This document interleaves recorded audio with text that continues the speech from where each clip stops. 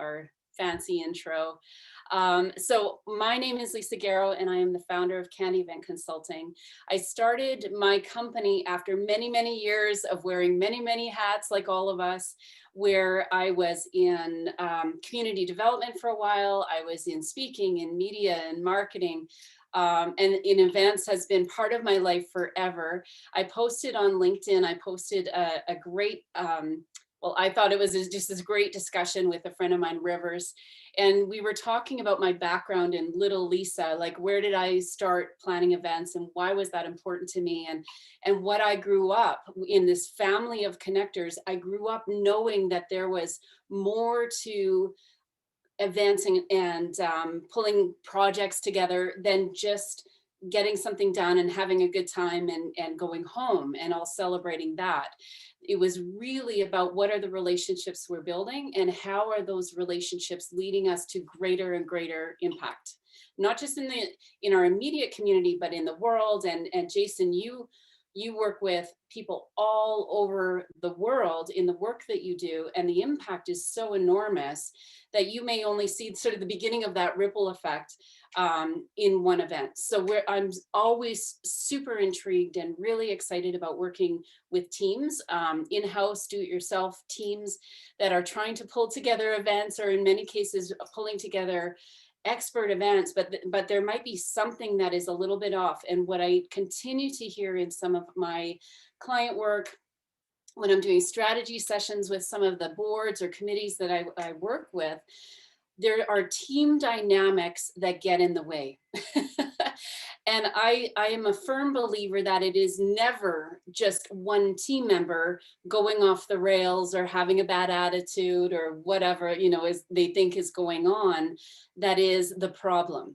Because I've also been in and have coached teams where they've let somebody go, but then there's still something off and they're not exactly sure why.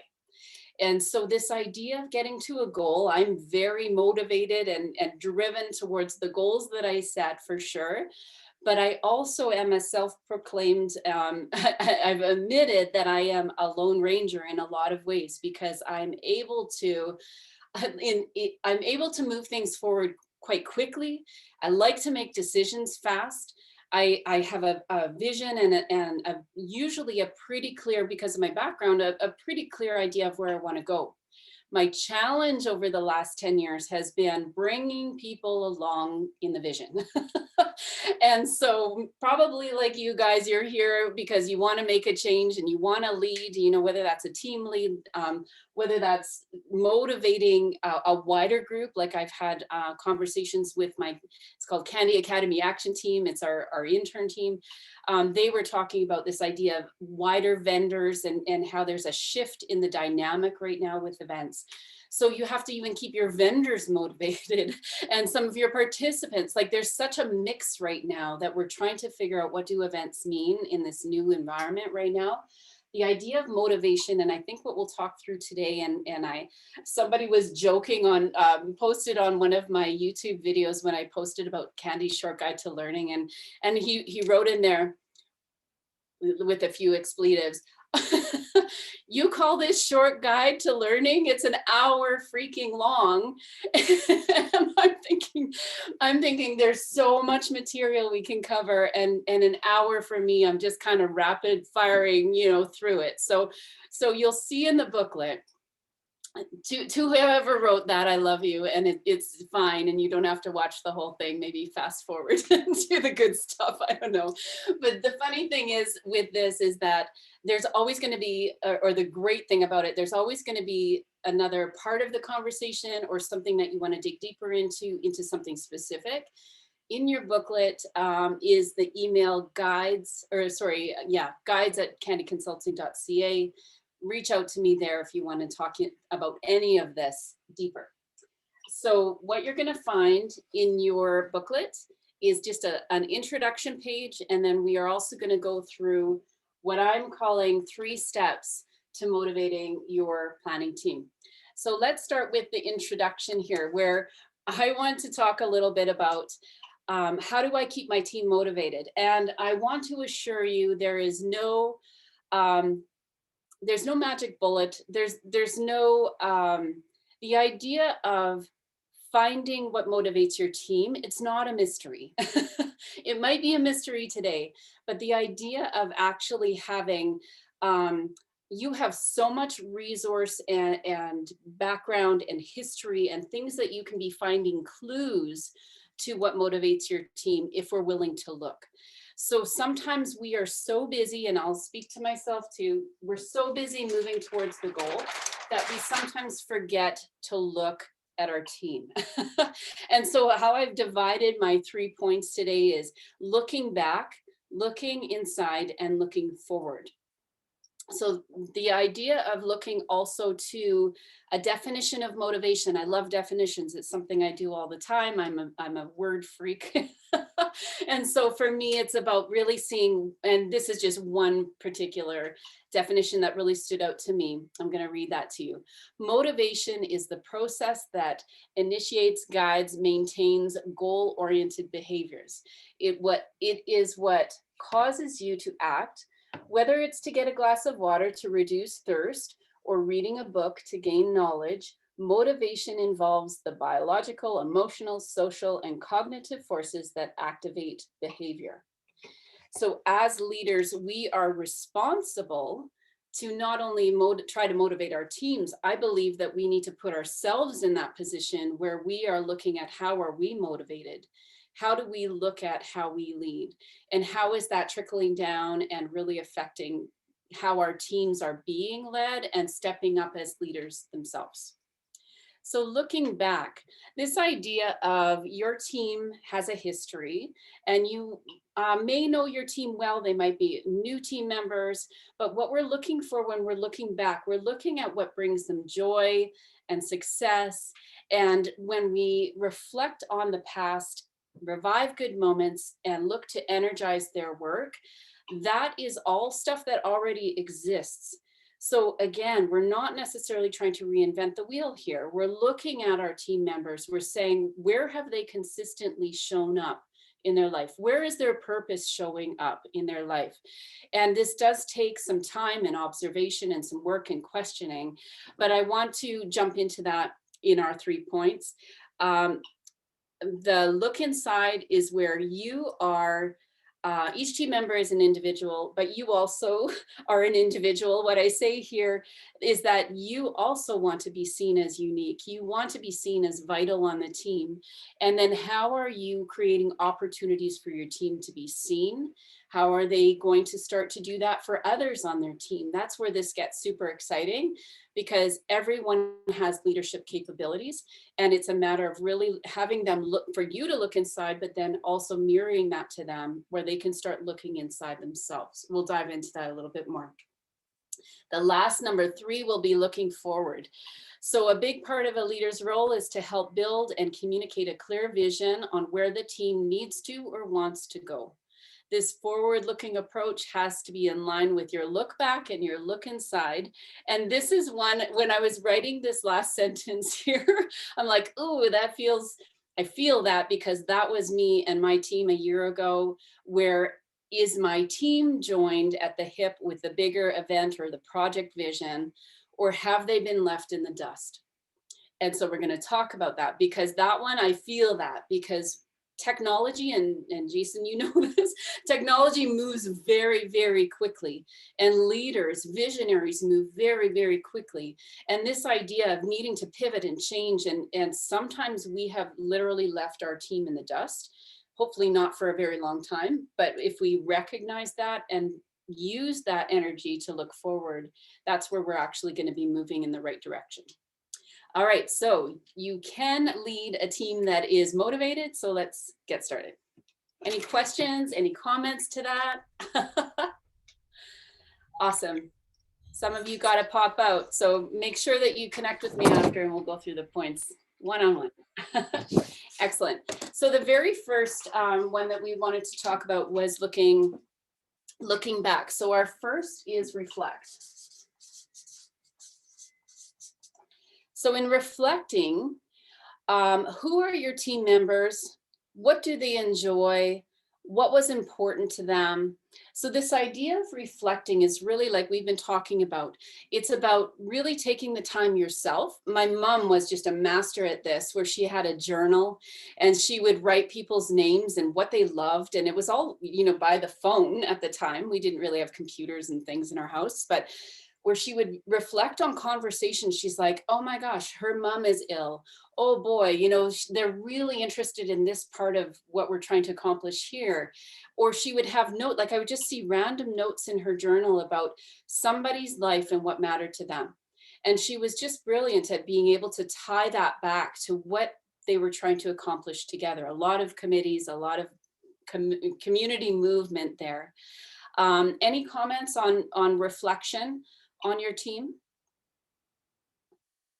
The reflection, like I was saying earlier, isn't just if you know these people. So if you have a team that you've been together, in some cases, I've worked with older adult committees, and they've known these people for 30 years or 40 years, and they know each other inside and out and how everybody works.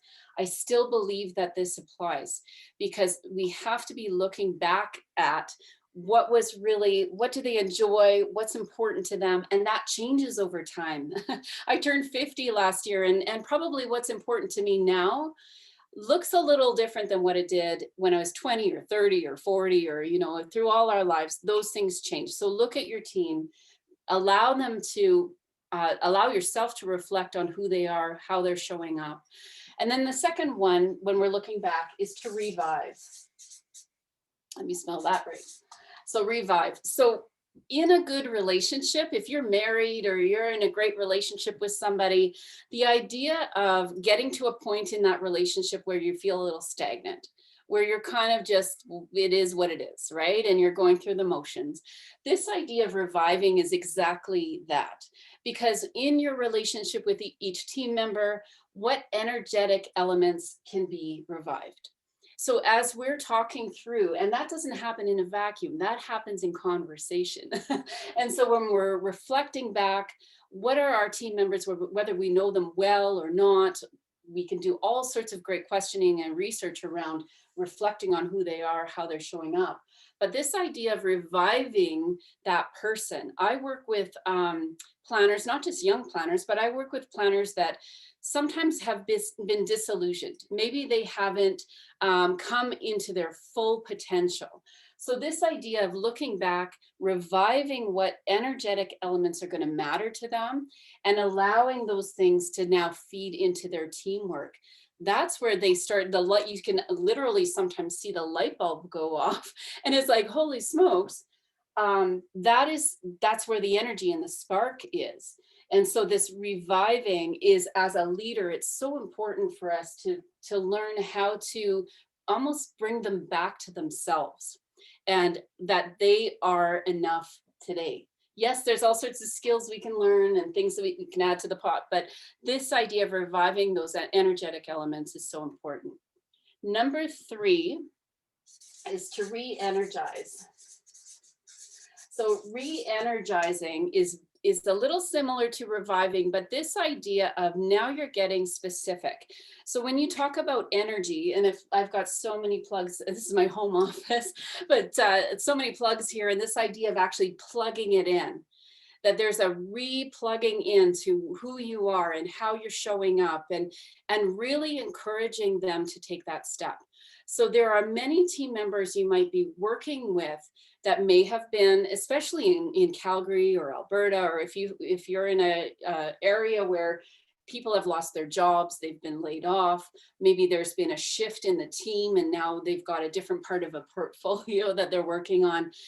Sometimes that takes a hit on our confidence, on how we want to show up. We might start questioning ourselves, like if we reflect back on what we were really good at and we're like, but that doesn't matter anymore because I was laid off. So obviously maybe that wasn't a skill I had, or whatever it is. This idea of re-energizing your team is saying, where can we plug you in so that you can move forward with confidence, and it's going to matter to where we want to go as a team. Really important in this look back that we are looking at each individual team member to really understand that this is this is where we want to get you, where you're not, it's not just about reflecting, and it can be good and bad and a little bit messy or whatever it is. But this idea of plugging you back in to this idea of your energizing elements. What do we need to plug you back into so that you're ready to go? This is essential. And I work a lot with strategy with some of our clients where it's really about laying this foundation. If you've ever done any kind of change management work, or have tried to make a change in a board or some kind of a planning team, it's really tough if you just dive into what the change is going to be without looking at who's in the room. What are those attitudes? I think somebody mentioned that earlier. What are those attitudes that we're working with? What is the dynamic between people that we're working with that needs to be handled first before we can plug everybody in and make sure they're going in the right direction and energized and excited about the work that they're doing? Awesome. So if you've got any questions, we can add those. Sorry, I haven't been watching the chat as much as I should. If you have any questions, feel free to pop those into the chat box. We're going to dive right into number 2. We're good to go. Awesome. Okay, for number 2, we're going to talk about looking inside.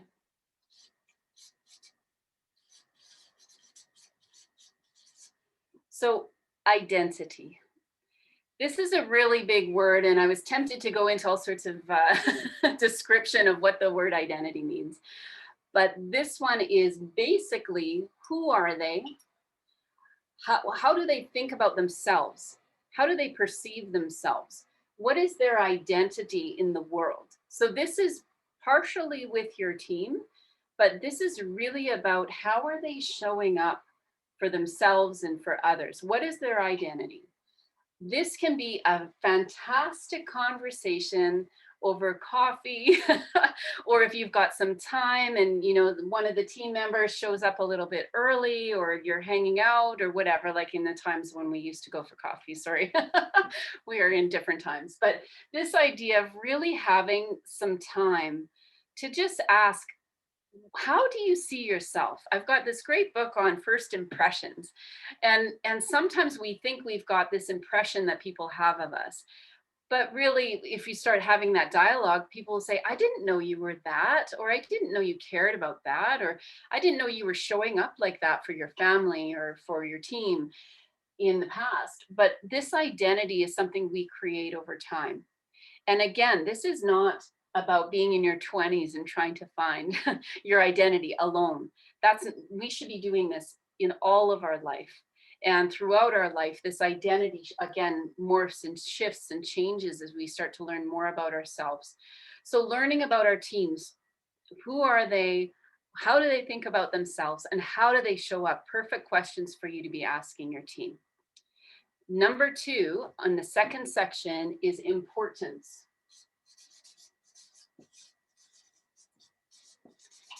So this ties a little bit back to when we were talking about what your team feels is important, what matters to them. The idea of importance is it's a pretty meaty word, because there's something about having importance in the world.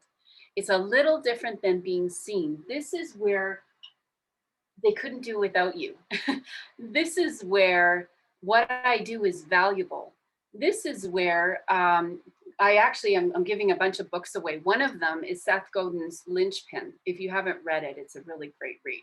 But this idea of having importance, whether you are an entrepreneur, you're a business owner, you're planning events, you are somebody working within a corporation, you've got some kind of a role and you're super specialized, we all need to feel that we are not just important, but that we have an importance in the world and in this work that we're trying to accomplish.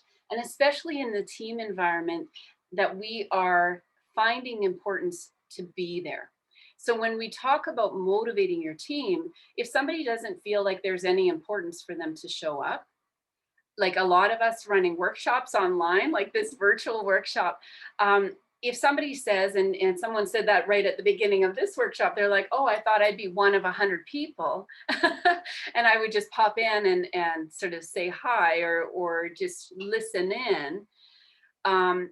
we're not really coming to something feeling like our attendance or our position on the team or our role is necessarily adding and having importance to the bigger picture. So we have to move from this identity, this personal identity, to where are they finding importance in the work that they're doing. And my favorite probably part of section 2 is integration. So I'm gonna put a big like arrow to this one, because this is where I used to run something called, well, there is another Creative Mornings, so I don't want to sort of, it was informally called Creative Mornings. I was leading a marketing and media, social media team, and this idea of integrating all aspects of a campaign or an event together. Some people, like, we're so often in many cases working in silos where it's this specialization and these people in this department, they're all going to work on this particular part of a project. And then you have this other sort of funnel of where, you know, whether it's the designers or whoever it is. And then on this side, you've got your executive and all of their big vision casting meetings and everything else. And they're kind of falling into their own little silo over here. The idea of integrating your people, from finding their identity, really knowing that there's an importance that they're showing up, it matters. I heard yesterday that in large corporations, there is an engagement rate of, and I'm not going to ask you the percentage because I was way off, but it's like 15% of engagement if you're at work 9 to 5 in some of these large organizations. Obviously, people are like, well, I could show up or not, and not necessarily the work isn't getting done, but that this engagement is so important. As we start to find this personal importance in the work that we're doing, this integration becomes so much easier. And it is probably the number one. I'm a connector. So I'll say in my world, it is one of the number one points that we forget, because we are in some cases, we are in a world where we're looking for our purpose. We're looking for self importance. I don't say that in a derogatory way, but we're looking for what is it about us? What's our self management and self-expression. We're very much focused on that in all the books that we read, and there's a lot of training on that, a lot of opportunities for us to look inside. The integration part is where it gets a little messy. I believe that the integration is something a leader needs to focus on and be very cognizant of. How is your team actually integrating, not into the task or the work or the project or the spreadsheet, but how is your team now ready to integrate with others? So the integration, what I put in your booklet, it says, where do you see the intersecting points and the sparks between your team members? And because you've done that work here of, you've done the look back, and we're starting to look inside, this idea of a team lead being able to find where the sparks might be, and you can start to connect some of those dots where the work that they do will start to become more meaningful. Any comments or questions on that?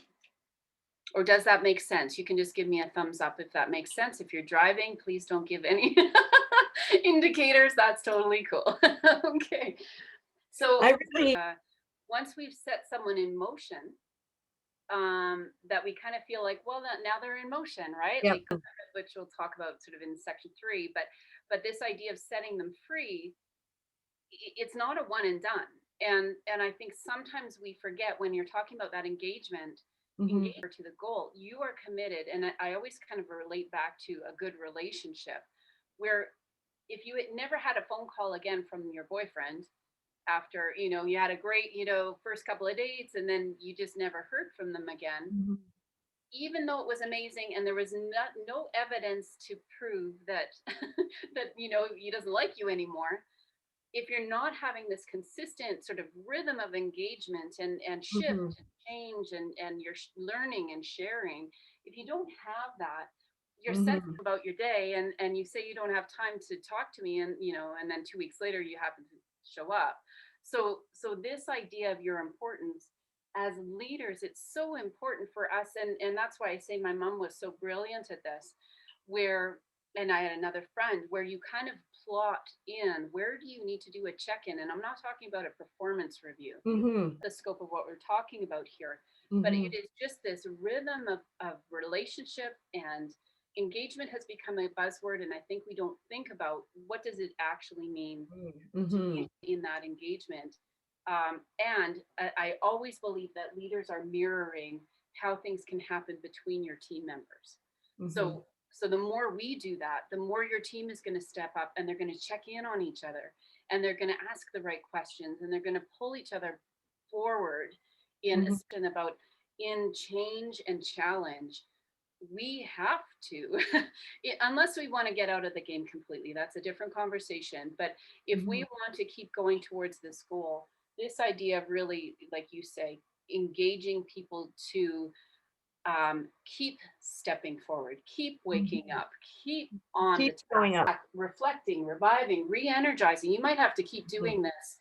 uh, Mhm. I'm going to take out my handy dandy red marker, because this idea that this isn't, again, this isn't just you do that once and it's done. You might have to revisit this over and over again with your team, Mhm. Yeah. which is the role of the leader. Mhm. For that, I appreciate that so much. And so let's jump to, where am I at on my time? Let's jump to section number 3. So section number 3 is looking forward. And I'm a visionary. It's just how my brain and life is built. At the same time, I'm an event planner. I love to get things done. I love to put wheels on the bus and make sure that things are moving and getting to a goal and being able to celebrate something. So as leaders, you are put in that position for a reason. I'm going to write here, looking forward.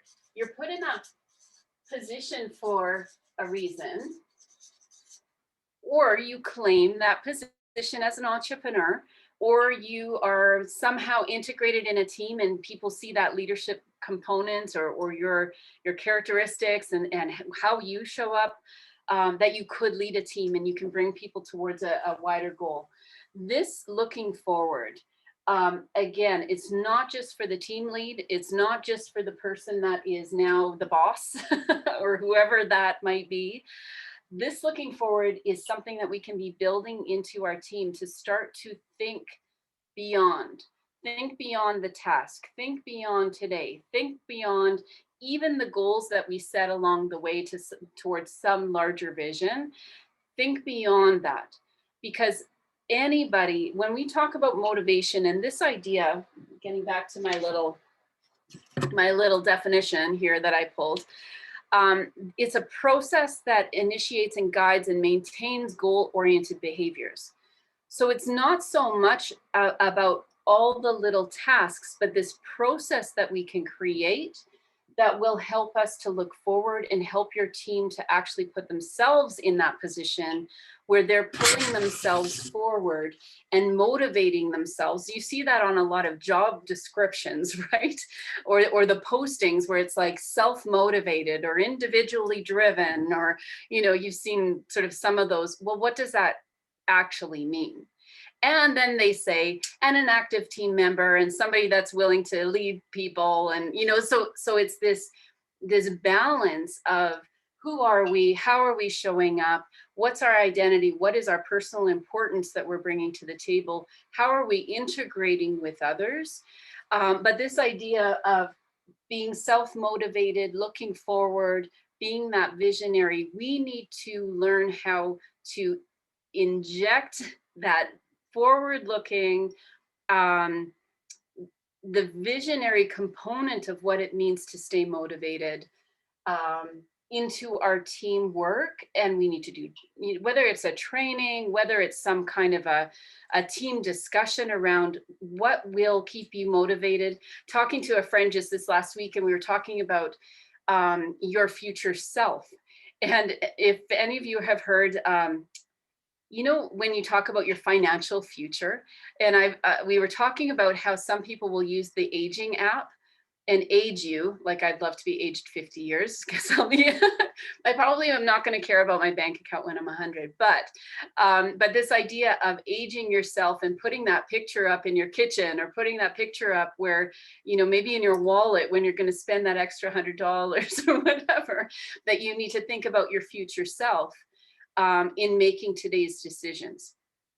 So the same thing is kind of true with our team when we're looking forward, is that we need to paint the picture. We need to sing the song. We need to, you know, really articulate what it is that we're trying to accomplish individually in our work. Where do we want to be in 5 years or 10 years?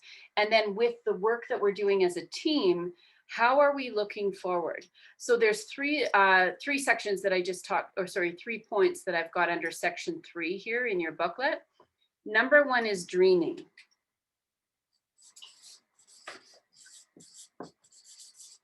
And I was thinking about when I was kind of putting this together, and the song that keeps coming to my head is "They Say I'm a Dreamer, but I'm not the only one." This idea of dreaming, sometimes we think of that as sort of dreaming on the beach or daydreaming, or where we're kind of in our own heads and we're just, or I literally dream about ideas and then I write them when I wake up or whatever. Like dreaming, sometimes we think of this where it's a solo, kind of a solo activity, right? We're just thinking about our dreams or what do we care about, and or what do we want in our lives, or we're dreaming about something in the future. But when that phrase keeps coming in my head, but I'm not the only one, that's where we start talking team. And so dreaming for ourselves is definitely important. But what I've got here in your booklet, it says, what vision has been agreed to? And do we need to revisit the dream? So dreaming collectively can be quite interesting. And some people call it brainstorming, and people run for the hills because sometimes you've got this idea of brainstorming where I used to work with a manager, and he was very linear, and he would just bristle at the idea of bringing the team together to brainstorm, because he's like, but then we come up with all these ideas and then we don't do anything with them, and then people are disappointed and then people don't agree. And it was really difficult for him to get his head around what he thought was a mess in this dreaming, brainstorming, kind of vision casting. The discussions that happen can feel kind of messy. If you're a leader and you've been in that position, and I have certainly been on committees and teams where you're like, we just need to make a decision, or we just need, which is why I do the work I do. So when we need to open the floodgates, though, because if we truly have done the work, I wish I had a very big board here where I could kind of go back to the point of looking back, looking inside. If we've truly done that work, this idea of dreaming will become much more fluid and will have better results, and you're going to see your team actually come together in more meaningful ways, because they will know so much more about each other. They'll know each other's perspective. What are they bringing to the table? This idea of what vision has been agreed to, or what part of the vision you need to be working on. This idea of dreaming and possibly revisiting the dream, because if you have done your homework on who your team is, you might actually be going in the wrong direction, or you might just need to have a little correction. And I think quite often of teams needing to go back to driver's school where, you know, like if you make a massive correction on a turn, or you're trying to pass somebody, you're going to feel out of control, and you might just overshoot, right? So this idea of just making small corrections as you go, the idea of putting the dreaming and the brainstorming and what is the vision, getting it on a big board or whatever, however your team does that, be willing to reinvent or revision or look at the dream in a way, even if you are working with a visionary, being willing to ask the question, is this where we want to go? Is this the right direction that we need to be moving? Do we have what we need to get there? There's all sorts of questions that can happen here because it's safe, because we're in dreaming mode. We're not necessarily locking anything in here, but it allows people to be heard, and it allows you to feel them out. Like, what is there? How will they be re-energized? If your goal, and you're truly committed to your team, if your goal is getting somewhere where nobody cares that you arrive there, you're going to have to revisit what that dream is. And I say that as somebody that puts a lot of things in motion, and that is one of the most humbling parts of the work I do with Candy, or when I'm working with clients. It's about saying, what do we need to leave or park to the side, or actually just let it go and give it away, or whatever, get rid of it. I call it kicking it to the curb. What do we need to just let go of so that we are free to move forward and create, and there will always be more. Any comments on that before I just hit on our last 2 points? Okay, awesome. As you can tell, I'm super passionate about that because I feel like we get really gummed up here. But the idea of revisiting, and you may come back to, like there's stories about, you may come back to the original vision, but I will tell you, you're going to be stronger for it. Stronger because of the discussion, stronger because you now are more committed to the goal and the vision that you have collectively decided on. Number 2 in section 3, destination. So this is, I guess I was, the destination, I was talking just a little bit about that, and I kind of folded these two a little bit together. But this idea of where your team is going, and can each member describe your destination?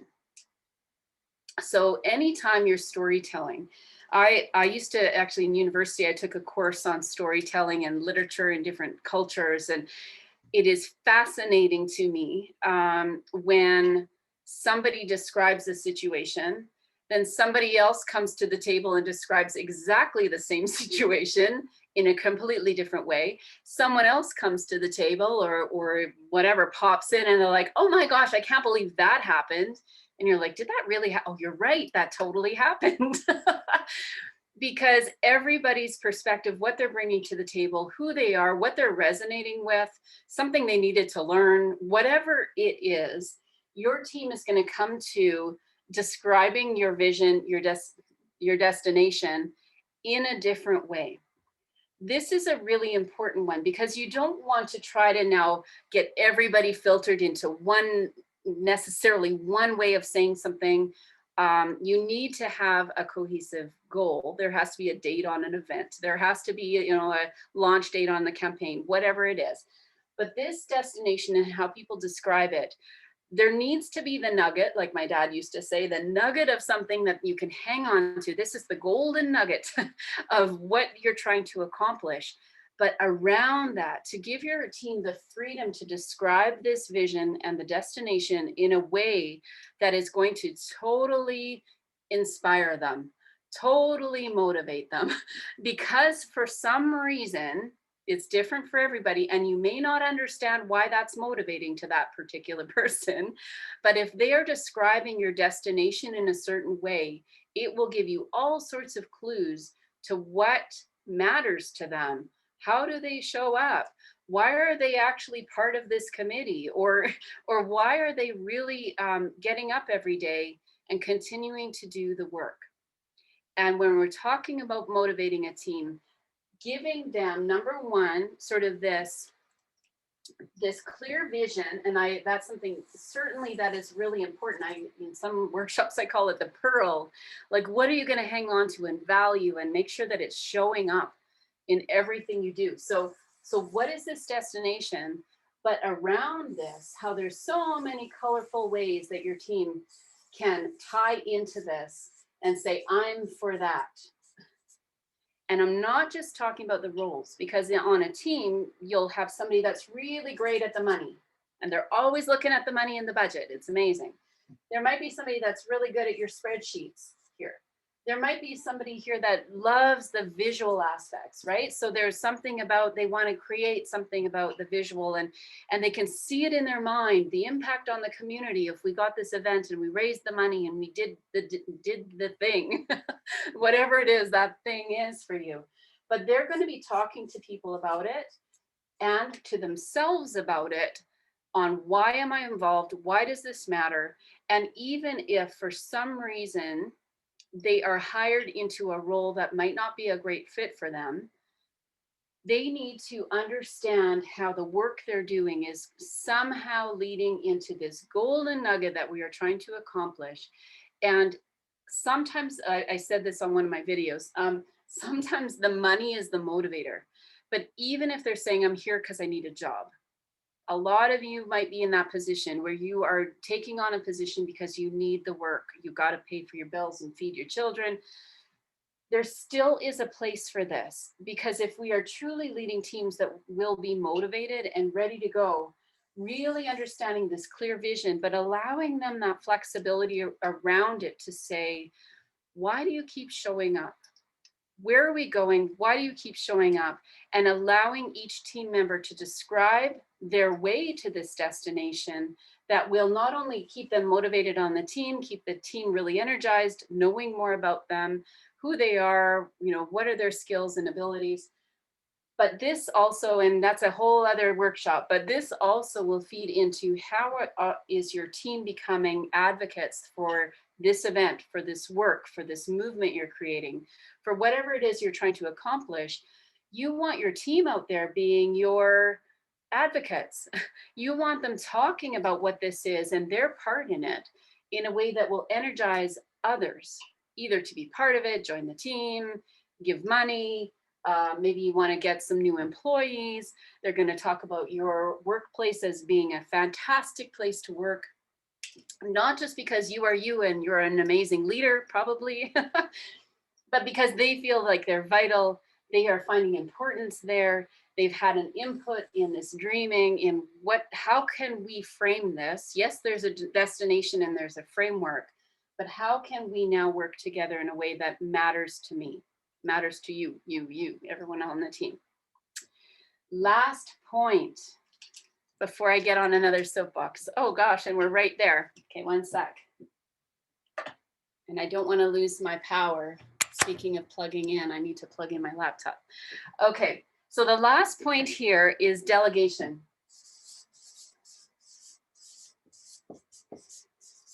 Again, I really have a hard time sometimes using words that everybody's using, because sometimes they've just become, we become almost numb to them. Where when we talk about delegation, sometimes we feel like, what can I offload to somebody else? I hate, not necessarily me, but I hate spreadsheets. I hate technology. Hate's a strong word, or it's not my thing to talk to people. I'm an introvert. I don't want to be on the phone with people, whatever that is. Sometimes in the delegation, if we are truly the one that doesn't like to be on the phone and we're delegating to someone on the team to make the phone calls, we have to remember in this delegation, as important as that is, and like I said earlier, I am a lone ranger, and it was really hard for me to learn how to delegate well, where I felt like we're still on the right track, we're still moving where I feel like we need to be moving, and I have a good sense of that. But how am I allowing in this delegation for somebody to feel empowered and responsible and that safe, that if they're like, what if I screw up? I'm like, what if you screw up? Like, we're a team and we're going to hold each other up through this. So this delegation doesn't mean you just offload. And we hear a lot of that as entrepreneurs. We hear a lot about that, where it's like, just give somebody else something you don't like to do, so you have more time to do the things you love to do. Pause. The challenge with that is that, especially if you're in an entrepreneurial role, or if you're responsible to report to a board or something like that, you have to keep your hands in the pot. You have to keep yourself where you are, you know what's happening, at the same time, those people feel empowered, because there will be a place for them to take on something bigger, for them to start something of their own. If we're looking at our team members as people that will have their own influence, their own life, their own impact on the community, their own impact on even your business or your workplace, or in my case, like with my team, where I set them free with something. I'm like, holy smokes, you just like created 80% more than what I gave you here, because I had a certain perspective and view on something. And now it's just grown into this beautiful sort of project. Anyways, that's a whole other conversation too. But when you're delegating, it's having enough of you there where they're feeling, like you said, engaged, they're ready to go, they feel supported, they feel safe, but they also feel like they now are adding something essential to the process. So the question here I have in the very, very last point, section 3, under delegation, it says, does each team member feel like they are essential to arriving at the destination? We all want to feel essential. And I don't care if you are digging ditches. I don't care if you are building spreadsheets. I don't care if you are facilitating and leading a room of 300 people. We all have something that we are pulling into the team effort. And this idea of delegation is that we all want to feel essential when we get delegated something, that it's not just because I've been delegated jobs in the past where I felt like, you just want me because of that. because you want this piece of me, or you want this connection I have, or you want whatever it is. And I've been at this game a long time, so I can kind of read people pretty well.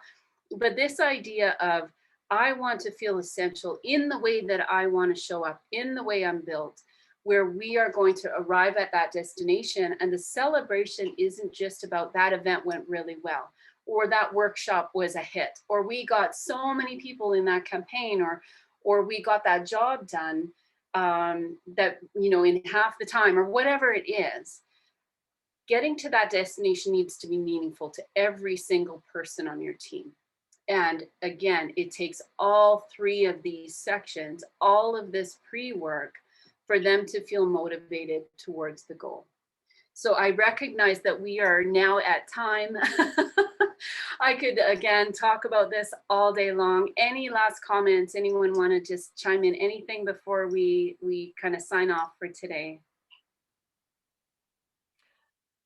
Well, I would Here, and like I say in the booklet too, and I think we had added that in the chat earlier, I'm more than happy to dive in and feel free to share. So as I mentioned at the beginning, I do post these on our YouTube channel. So all of you that are watching after, thank you so much for tuning in. It has been my joy actually to start putting together Candy's Short Guides to Learning series. It allows me to talk about topics that I think are very important to all of us running any kind of an event. Whether that be for your business, organization, or group, long-term or short-term, 1 event or 100. So all of these, and I've had people say, what does tech have to do with this? What does virtual events have to do with this? And I want to encourage you that all of the concepts I talk in all of our Candy Short Guides to Learning, you can be putting these in motion, whether you are doing events online, hybrid, or if there's some other, you know, some other iteration of events for you moving forward.